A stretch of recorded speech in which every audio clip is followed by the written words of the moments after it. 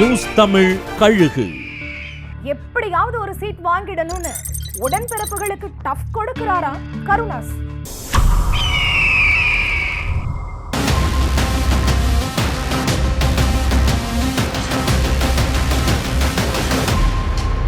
திமுக கூட்டணியில தன்னை உறுதிப்படுத்த ராமநாதபுரத்துல ஒரு மாநாட்டை நடத்த திட்டமிட்டிருக்காராம் கருணாஸ். அதுல திமுகவோட முன்னணி தலைவர்களை கூப்பிட்டு பேச வைக்கிற திட்டமும் இருக்கான். என்ன மாநாடு நடத்தினாலும் ராமநாதபுரத்துல உனக்கு இடம் கிடையாதுன்னு ராமநாதபுரம் திமுக முடிவெடுத்திருக்காங்களாம். 4 தொகுதிகள்ல பரமக்குடி தனி தொகுதி தவிர 3 தொகுதிகள் இருக்கு.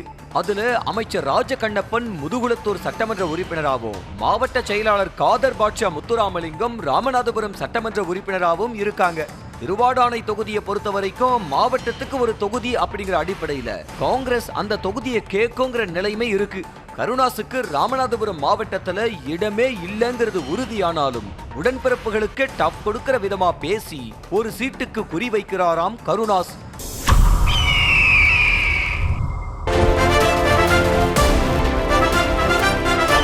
நியூஸ் தமிழ் கழுகு.